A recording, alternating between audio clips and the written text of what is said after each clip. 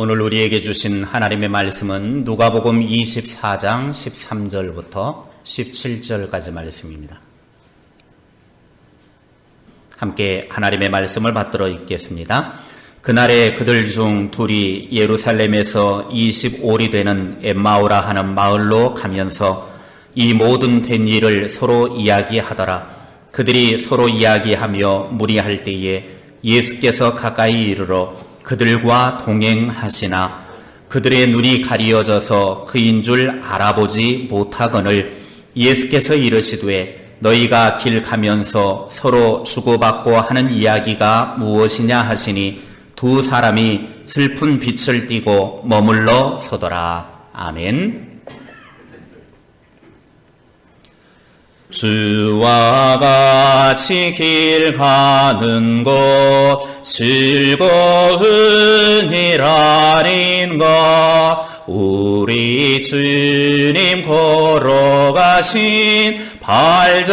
발자취를 밟겠네. 한 걸음 한 걸음 주 예수와 함께 날마다 날마다 우리 걸어가리. 날마다 주님과 함께 걸어가는 동행의 축복이 가득하기를 바랍니다. 주님과 함께 걷는 걸음에 축복이 가득하기를 바랍니다. 앞으로 약 2달 정도 회복 시리즈 설교를 진행하려고 합니다.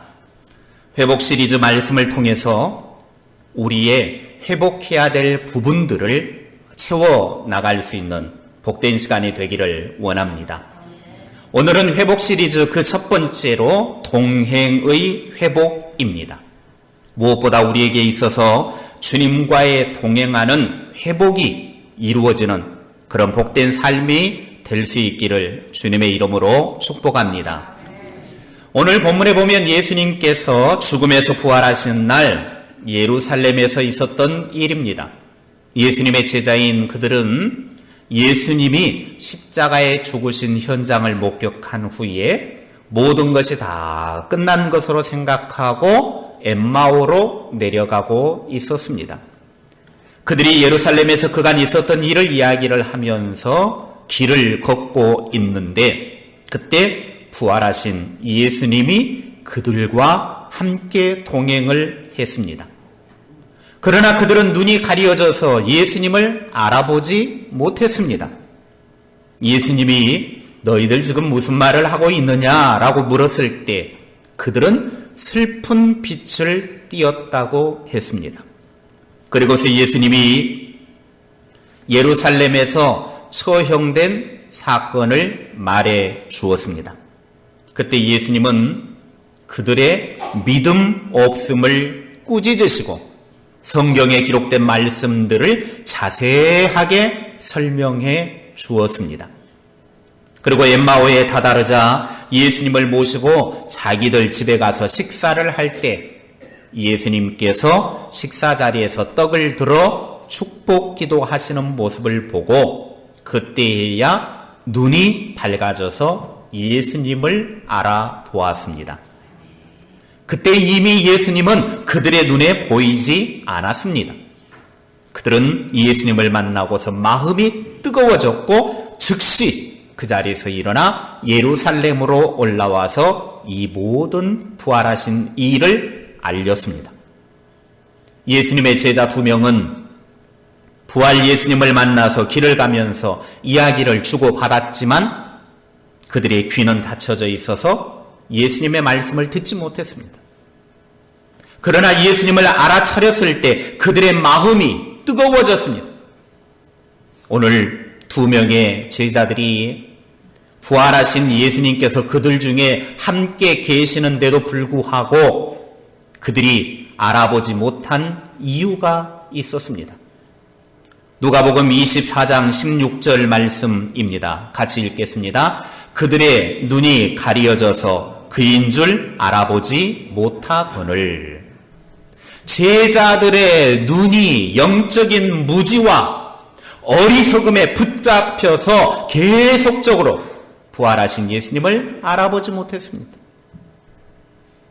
예수님의 부활하신 몸은 시간과 공간을 뛰어넘는 초자연적인 영적인 몸으로 변화하셨기 때문에 예수님께서 눈을 들어 그들의 눈을 열어주시지 않는다면 그들은 알아볼 수가 없었던 것입니다. 같은 내용을 기록하고 있는 마가복음에는 이렇게 말씀하고 있습니다. 마가복음 16장 12절 13절입니다. 시작. 그 후에 그들 중에 두 사람이 걸어서 시골로 갈 때에 예수께서 다른 모양으로 그들에게 나타나시니 두 사람이 가서 남은 제자들에게 알리었으되 역시 믿지 아니하니라. 부활하신 예수님이 엠마오로 가는 제자들에게 다른 모양으로 나타나셨다 그랬습니다. 제자들은 예수님이 부활하신 신령한 몸으로 나타나셨을 때 그걸 알아보지 못하고 여전히 육신에 사로잡힌 채 있었다라 그 말입니다. 우리의 영적인 눈이 열리지 않으면 다른 모양으로 우리들에게 나타나신 예수님을 알아보지 못합니다. 우리도 충분히 제자들처럼 그럴 수 있습니다. 무엇이 영적인 눈을 어둡게 했는지는 모르지만 적어도 제자들의 영적인 눈을 어둡게 한 것은 예수님의 부활을 믿지 않았기 때문이었다라는 것입니다. 누가복음 24장 25절 26절에 이렇게 말씀합니다. 시작. 이르시되 미련하고 선지자들이 말한 모든 것을 마음에 더디 믿는 자들이여 그리스도가 이런 고난을 받고 자기의 영광에 들어가야 할 것이 아니냐 하시고 아멘. 예수님이 부활하신 것을 성경은 계속해서 말씀하셨고 예수님도 살아생전에 십자가에 달려 죽지만 부활할 것을 가르쳐 주셨음에도 불구하고 오늘 이 제자들은 그 마음이 믿는 마음이 더디다 그랬어요. 더디다. 믿는 마음이 무디다 이 말의 의미는 뭐냐면 마음이 둔했다 그 말입니다. 예수님이 부활하신 것을 믿는 그 마음이 둔했다라는 거예요.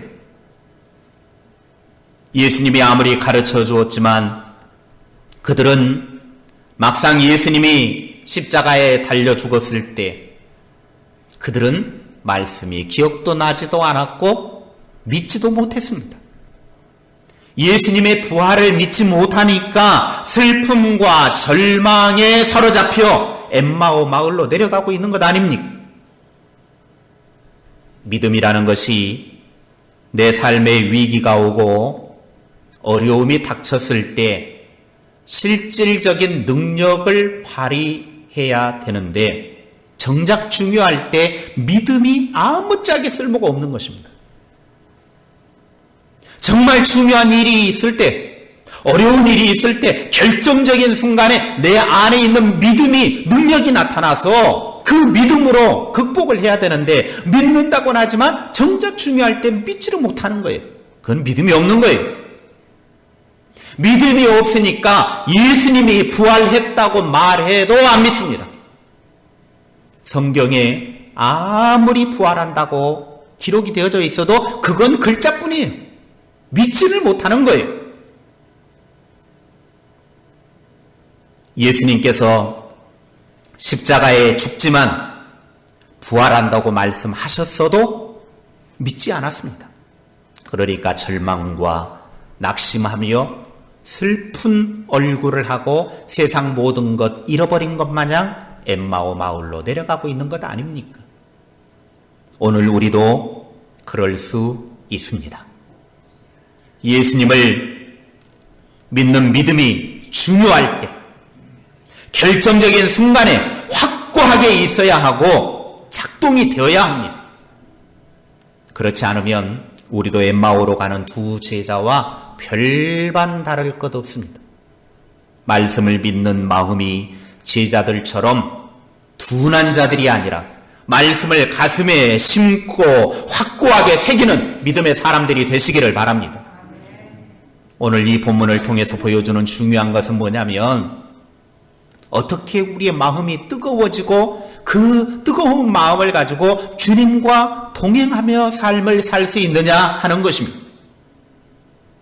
우리의 식어버린 열정이 다시 회복이 되어져서 가슴이 뜨거운 열정으로 가득 차고 가장 중요한 것은 그 예수님을 만나서 예수님과 동행하는 삶을 살아야 합니다.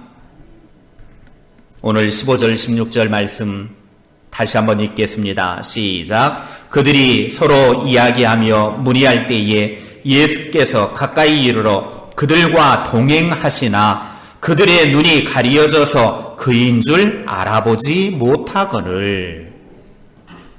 예수님을 진정으로 만난 사람은 그 마음이 뜨거워지고 예수님과 함께하는 삶을 살게 됩니다. 마음의 열정이 회복이 됩니다. 마음이 뜨거워지지 않는 사람은 아직도 예수님을 만나지 못했습니다. 예수님을 만나고서도 잃어버린 열정이 회복되지 않은 사람은 예수님을 진정으로 만나지 못했기 때문입니다. 본문의 제자들을 보십시오. 예수님이 십자가에 처형되었다라고 하는 사실의 모든 것을 포기하고 예루살렘에서 엠마오로 내려가다가 부활하신 예수님을 만났지만 예수님을 알아보지 못했습니다. 이것은 예수님을 만난 것이 아니 그들과 함께하고 있음에도 불구하고 그 예수님을 알아보지 못해. 예수님은 우리들을 선별해서 만나주시는 분이 아니십니다. 돈이 있는 사람만 만나주시는 분도 아니십니다. 권세 가진 사람만 만나주시는 분이 아니십니다. 건강한 사람만 만나주시는 분이 아니셔요. 실망과 절망으로 엠마오로 가는 두 사람에게 함께 하셨던 것처럼 오늘 우리들이 실망과 낙심과 근심으로 힘들어하고 있을 때 우리 주님은 우리들의 삶에 동행해 주십니다. 주님은 항상 함께 하십니다. 우리가 찬양할 때나 기도할 때나 예배 드릴 때도 함께 하시지만 우리가 여러 가지 문제로 힘들어하고 쓰러질 때도 함께 한다라고 하는 사실을 믿으시기 바랍니다. 동행이라고 하는 단어가 국어사전에 보니까 같이 길을 가는 사람이라고 그렇게 되어져 있습니다. 동행이라고 하는 단어를 한자로 풀이를 하면 모두 범과 입구가 합쳐진 글자로 되어져 있는데 모든 사람들이 입으로 똑같이 말하는 데서 한 가지 같다의 뜻을 나타냅니다. 그래서 한자 풀이로 말을 하면 그들이 한 가지 말과 같은 말로 행하는 것을 가리켜서 동행 그렇게 말을 하는 것입니다. 오늘 예수님과 제자들이 과연 동행했습니까? 같은 말을 했고 같은 생각을 했습니까? 전혀 달랐어요. 그건 동행이 아니에요. 부활하신 주님은 동떨어진 존재가 아니라 낙심과 절망과 삶의 문제를 가지고 살아가는 사람과 길을 같이 가시면서 같은 말을 하시는 분이십니다. 부활 주님은 여러분과 동행하시면서 여러분들과 함께하기를 원하시는 분이심을 믿으시기 바랍니다. 찬송가 442장 저 장미꽃 위에 있을이라고 하는 아주 아름답고 귀한 찬송이 있습니다. 이 찬송은 오스틴 마일즈라는 사람의 곡입니다. 이 찬송이 나오게 된 계기는 아담 가이벨이라는 사람 때문이었습니다. 아담 가이벨은 1885년 독일에서 태어나서 신앙의 자유를 찾아 미국으로 이민을 갔습니다. 그러나 8살이 되어졌을 때 안지를 알아서 실명을 하고 맙니다. 그러나 그에게는 타고난 음악적인 재능과 어렸을 때부터 받은 음악 교육을 바탕으로 많은 찬송곡을 작곡 시작하게 되어졌는데 그는 가이벨 음악 출판사를 만들어서 운영을 하게 됩니다. 그러면서 종교 음악에 많은 기여를 했습니다. 비록 육신의 눈은 어두웠지만 모든 것을 신앙으로 극복할 수 있었습니다. 그러나 독실한 크리스천이었던 사위가 불의의 사고로 목숨을 잃는 비극이 발생했습니다. 애통한 심정의 가이벨은 위안을 얻고 싶어서 가장 친한 동료였던 오스틴 마일즈를 찾아가서 소망을 잃은 자에게 소망을 주고 고달픈 자에게 쉼을 줄 수 있는 찬송시를 한 곡 써달라고 부탁을 합니다. 이날 마일즈는 자신이 가장 좋아하는 요한복음 20장을 읽고 있다가 그 가운데 영감을 받아서 이 찬송을 작시하게 됩니다. 신음과 절망 속에서도 함께 하시는 주님, 모든 것을 잃어버린 것처럼 상실감에 사로잡힌 사람에게 주님이 찾아와 주시고 그들과 함께 하시는, 친구 삼아 주시는 아주 애잔하면서도 따뜻한 주님의 사랑을 느낄 수 있는 찬송 가사였습니다. 이 찬송가의 3절의 가사를 보면 이렇게 되어져 있습니다. 같이 부르실까요?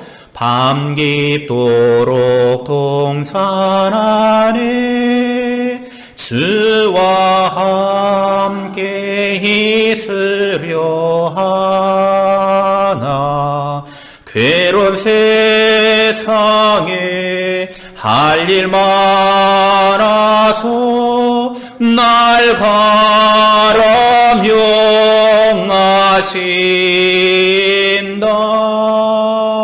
주님 나와 동행을 하면서 나를 친구 삼으셨네.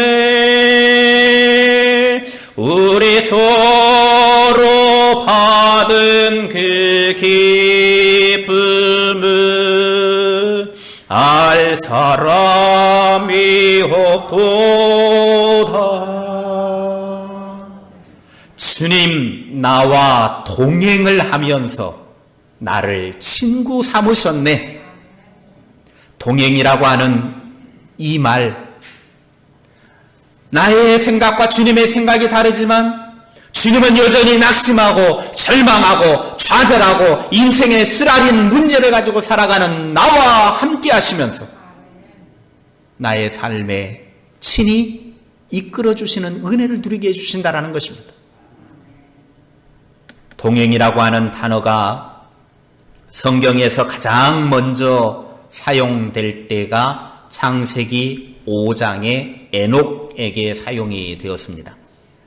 5장 21절, 22절 말씀 같이 읽겠습니다. 시작. 에녹은 65세에 무두셀라를 낳았고 무두셀라를 낳은 후 300년을 하나님과 동행하며 자녀들을 낳았으며. 아멘.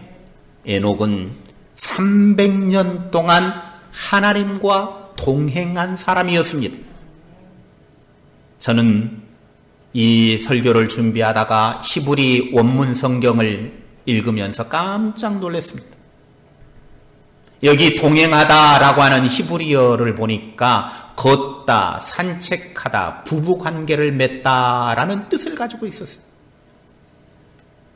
마치 부부가 한 몸을 이룬 것처럼 에녹은 하나님과 매우 친밀한 관계를 유지하면서 인격적인 교제를 나누며 하나님과 전적으로 보조를 맞추며 인생의 길을 걸었다, 그 말입니다. 이것이 바로 동행입니다. 부활하신 주님은 내 인생에 있어서 가장 밑바닥으로 떨어져 있을 때, 가장 고통스러울 때 부부처럼 보조를 맞추어 나와 함께 그 길을 걸으시는 분이십니다. 우리 주님은 고난의 폭풍우 속에서도 나와 함께 하십니다. 우리는 함께 하시는 그 예수님을 만나 동행해야 합니다. 그 예수님을 만날 때 우리의 식어진 마음이 뜨거워집니다. 우리의 신앙이 불타오릅니다. 잃어버린 열정이 회복됩니다. 몸이 건조한 신앙생활을 하고 있습니까? 기도의 불길이 식어져 버렸습니까? 예배를 드려도 감격이 없습니까? 봉사를 해도 감사함이 없습니까? 입을 열기만 하면 불평과 불만뿐입니까? 예수님을 만나십시오. 예수님을 곁에 두고 사는 인생이 아니라 예수님을 만나 예수님을 마음속에 모시고 사십시오. 그렇다면 주님과 동행하는 구체적인 방법이 무엇이겠습니까? 첫째, 주님과 발걸음을 맞추며 사시기 바랍니다. 주님과 발걸음을 맞추며 산다라고 하는 말은 에녹이나 노아는 하나님과 동행한 사람이었다고 그랬어요. 그 말은 주님께 발걸음을 맞추어서 주님의 생각과 주님의 마음을 품고 살아가는 걸 이야기합니다. 두 번째는 말씀으로 동행하는 것입니다. 요한복음 1장 1절에 현대어 성경으로 같이 읽겠습니다. 시작. 말씀이 육신이 되시다. 천지가 창조되기 전 아무것도 존재하기 전에 말씀이 계셨다. 이 말씀은 그리스도이시며 그리스도는 하나님과 함께 계셨다. 아멘. 매일 말씀을 읽고 묵상하고 들으면서 말씀이신 예수님과 동행할 수 있는 것입니다. 이렇게 말씀으로 예수님과 동행하면서 주님과 발걸음을 맞추며 사는 자에게 주님은 만나주시고 함께 인생의 길을 걸어가 주십니다. 1992년 바르셀로나 올림픽 남자 육상 400m 준결승이 벌어지고 있었습니다. 영국의 데릭 레드몬드라고 하는 선수는 유력한 금메달 후보였습니다. 그런데 출발 신호가 땅 하고 열심히 뛰었습니다.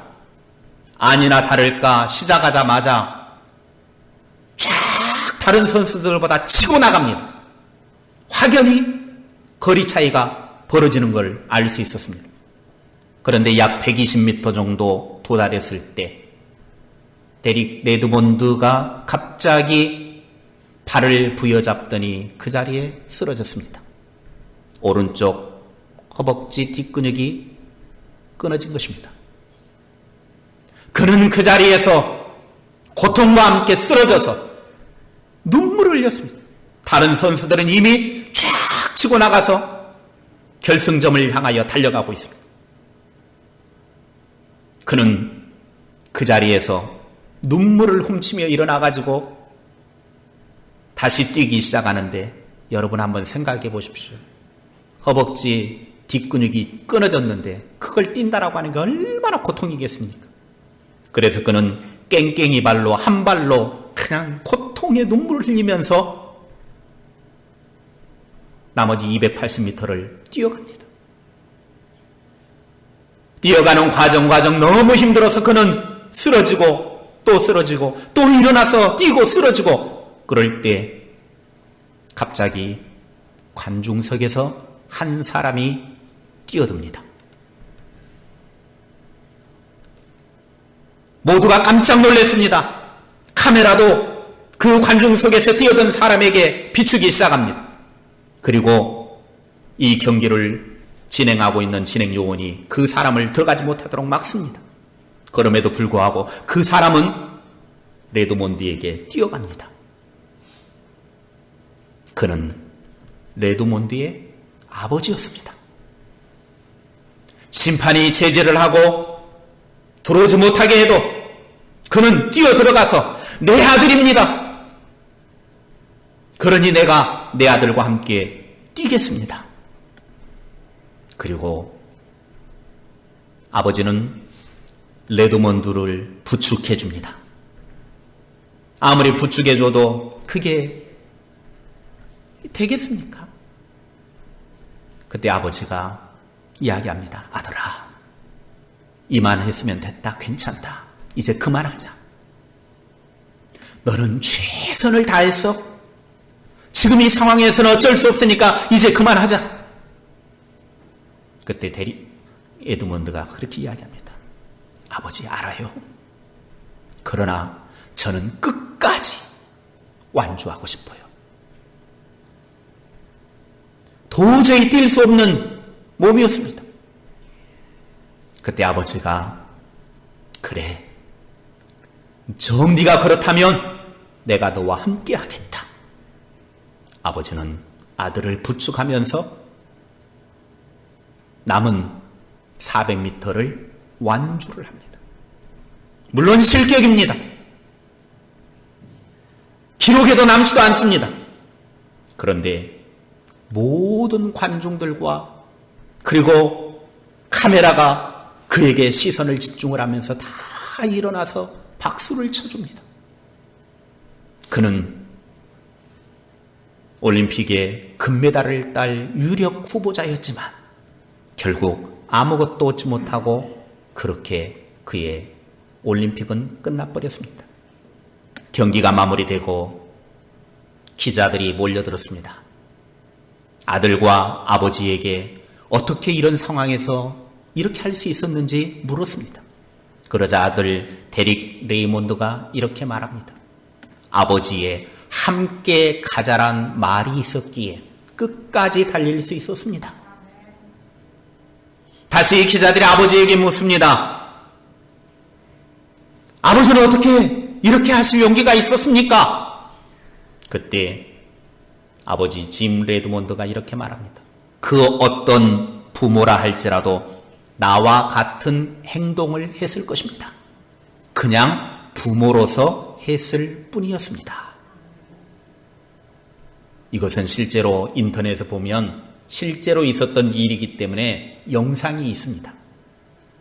저는 이 영상을 여러분들에게 틀어주려다가 시간이 많이 가는 것이 그래서 영상을 안 들려드리고 제가 그냥 설명을 해드렸는데 이 영상을 보면서 얼마나 제가 마음이 감동이 일었는지 모릅니다. 내가 인생의 무거운 짐을 짊어지고 쓰러지고 또 쓰러질 때 어깨를 내어주면서 너는 최선을 다해서 위로해 주시는 주님을 느꼈습니다. 고통스러워 쓰러지고 또 쓰러질 때마다 내가 결승점까지 너와 함께하마 주님의 마음이 느껴지는 거예요.